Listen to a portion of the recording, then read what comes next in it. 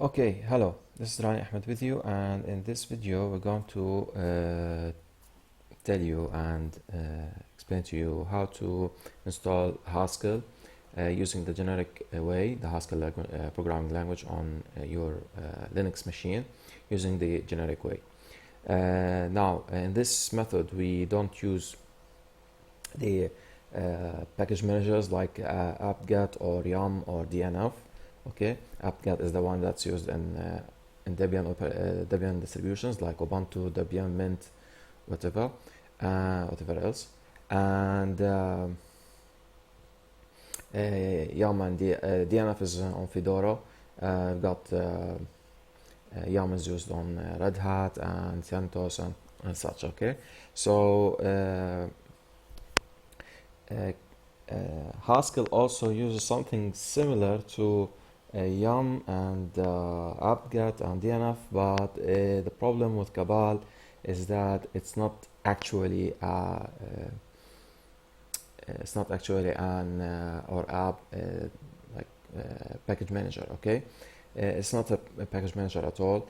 Everyone who or every user on the system who uses the cabal will create his own directory, okay, of his own download directory of the packages of the libraries, okay, because cabal's purpose is just to download the libraries that you can link them to your application that's written in Haskell. However, what we're going to do is to make such directories be one single directory which is only under the control of the administrator whose username is root. Okay, so the steps are as follows. Please, before we start, open those two links. Okay, the first one is the link where we download the Linux generic version of Haskell. The second one is the one that will tell us how to install Cabal in a common folder that's controlled only by the root user, and it's readable by all the users of the system, okay, or the computer. Now, first, I'm using Firefox, and therefore Firefox downloads the file in your home directory. Inside your home directory there's another folder called downloads. Okay, like here this is tilde your home directory, and downloads is the download folder by default, and you're supposed to select generic. Now we have four types of downloads. We've got the minimal version, we've got the full version, and got here according to your system, whether it's 64-bit or 32-bit download. Okay, now minimal, if we read here, we got here minimal and full, and the minimal option is currently the generic recommended one, so we go with the minimal one. Okay, so, and the full version comes with already compiled libraries, but we don't need them all, so the minimal is the one that gets you the compiler and Cabal, and then you can download whatever else you want from through Cabal. Okay, now here when I click my download, okay, of course the save file will be by default on my home directory, which is home / my username. My current username is Oracle, and the downloads folder. Now here I have an extension called download. Please, I advise you to use it. It speeds up your downloads. Okay, it's a multi-threaded downloading add-on to Firefox. Okay, a download manager. Anyway, so how can I know my the type of my operating system, whether it's 64-bit or 32-bit? So you do it this way. You type, let me zoom in. Okay, so I type arch, okay, as a command on the terminal, and if you get x86 64, so x86. 64 means obviously 64-bit. Okay, the i386 is for the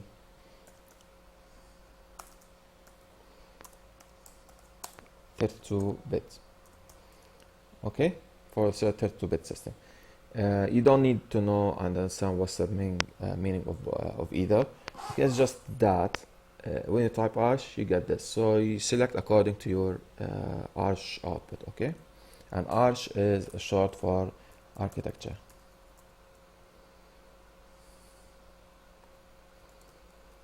Okay. Now, and this depends on your CPU system. Okay, whether it can support a 64-bit or 32 bits. Okay. Now, after downloading this, of course, as we said, it goes to the downloads folder. So here, if I ls haskell, just to see a point, this is the file currently that you should get. Of course, here you should have a different version by the time you're watching this video. Okay. So first, this file is a zipped file, is a compressed file. Okay. So just to make things cleaner and neater, okay, what we're going to do is create a folder, okay, where we will be moving this file to. So mkdir, okay, and haskell platform installer. Okay, it's already there. See, it's already there, but you should create it on your system if it's not. And then I will be copying the haskell platform installer, haskell platform 8.1 to haskell installer, the folder. Okay.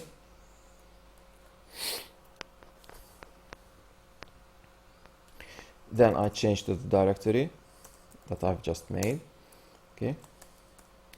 And I will tar zxvf the haskell file, okay, because this is the file that I will decompress. Okay, so I decompress it and I wait and I get those two files. Okay, so that's why if you start with a new folder, okay, and then we have this file copied into the folder haskell platform installer, you will see those two files not in a single directory. Okay, so that's why we want things neater and not cluttered everywhere. I don't know which files are extracted, although they are mentioned here. Okay, now this is a script, okay, that will unpack the file hp user local.tar.gz. So this file requires that I have to be root, so I can install it. Okay, and it will install it into the folder /usr. Okay, so it's in the root directory. So this means this needs root access. Okay, so that's why I will have to change to complete root access through the su command. Okay, see your distribution. How should you do that? Okay. And then I make chmod +x install. Yeah, it's currently given the execution access, but just in case. Okay, so it should give it execution access, and that's way we run it, and we wait until this file is unpacked to /usr. Okay, and then I'm going to explain to you what has happened, and then we will start with configuring cabal. Okay, so this is where your compiler is installed. The next two lines tells us the documentation location of Haskell, and this folder now contains symbolic links to the binaries of the compiler, of cabal, of etc. Okay, so if we just list slash usr local haskell ghc, okay, and see, I have a bin directory which contains all the binaries, all the commands that should build my application. Now see here cabal and gsc and gsi. Okay, now what the symbolic link means that all those commands, okay, are linked inside this folder. So when I just type, for example, ghc it will directly, sorry, it's not a typo, it will open directly a prelude and haskell's interpreter. Okay, and the same is for the rest. Okay, now by now Haskell is installed, but still we need cabal so we can get libraries. For example, if I want to do something regarding threads and parallelism, okay, we need cabal because those libraries are written by somebody else. Okay, so what should we do is open the next link here, second link, and I've had it open here. Okay, so just in short, whenever you create whenever you type this command, okay, every user will create his own directory under this path. So under this path, which is tilde, which is the home directory path, dot cabal. Okay, that's by cabal update. Okay, so this means everyone who downloads a new library, okay, through cabal update and cabal install commands, will create first of all the .cabal directory, then he will download the same library, another copy of it, in every user. Okay, so if I have a user A and a user B, okay, and I download for something regarding multi-threading, okay, both will have 2 copies of the multi-threading libraries. So what we're going to do now is make all those copies of, I don't know how many users we have, just 1 copy, and the installation is just under the control of the administrator root. Okay, so here cabal update, this means you need internet by now, so please get connected.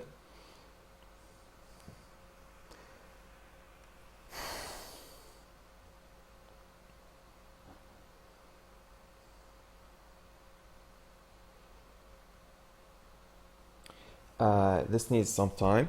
If you look here with me, this is the network meter I have on my system. Okay, what I have here is a Debian GNU op Linux. So we have just to wait until this catalog of libraries gets downloaded. Okay.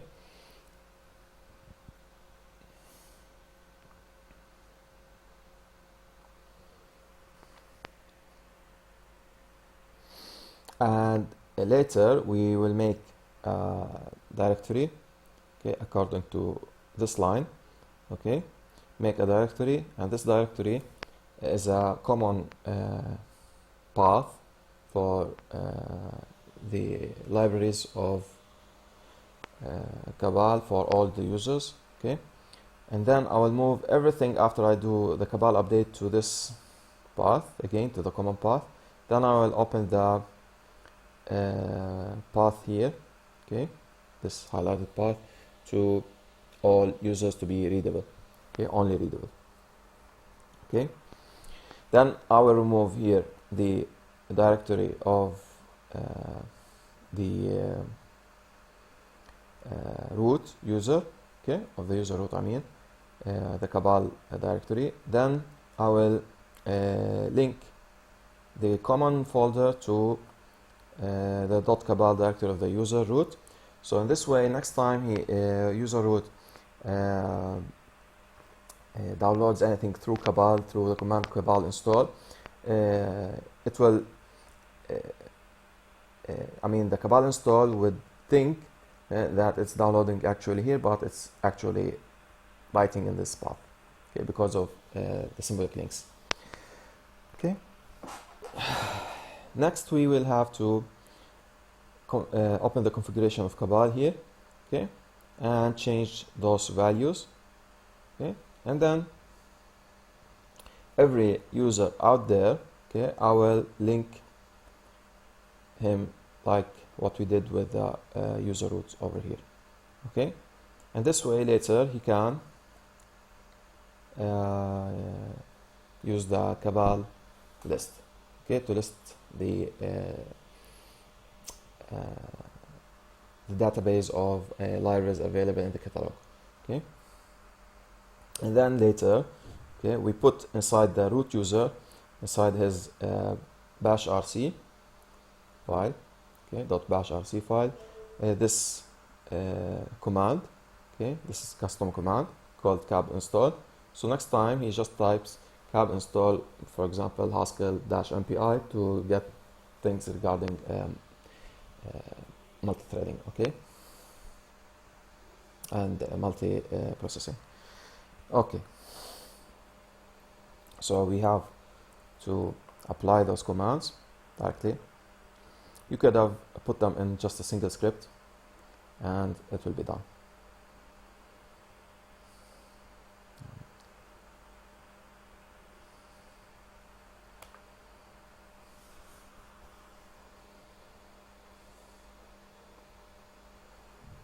Okay, still waiting.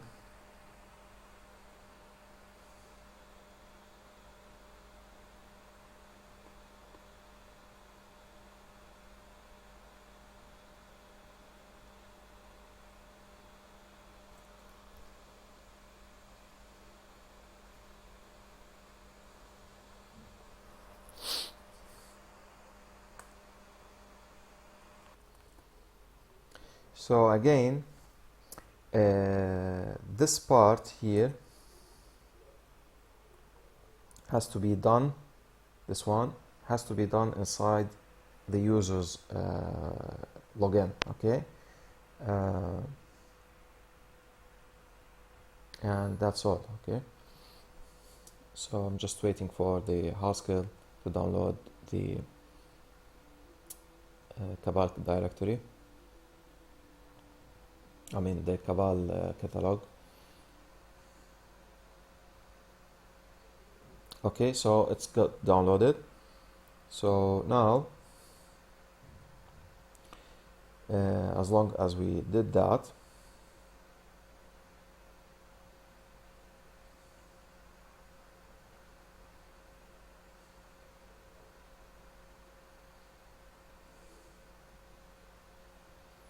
we can now paste those commands, okay, and then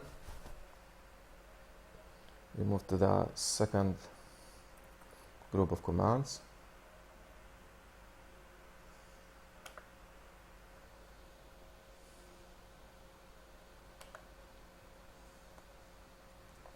And now we have to open this file, which contains the configuration of cabal, as we said.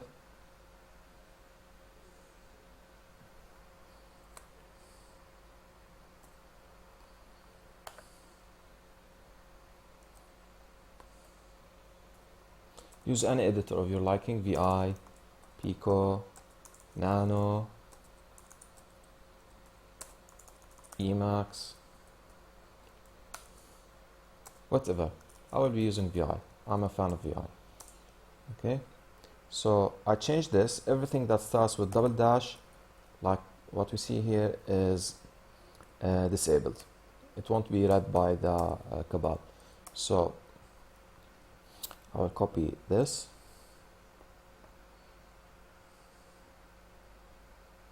So this is where it will download the libraries before they get built.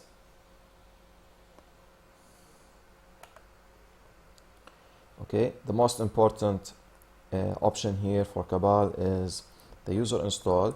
This enable it and change it to false. So this way the user won't be able to install any library. Okay.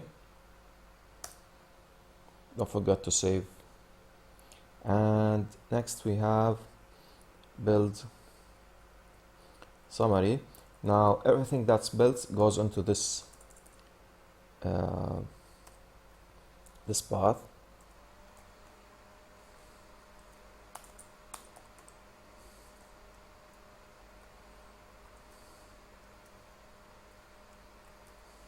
Cool. And now we save and quit the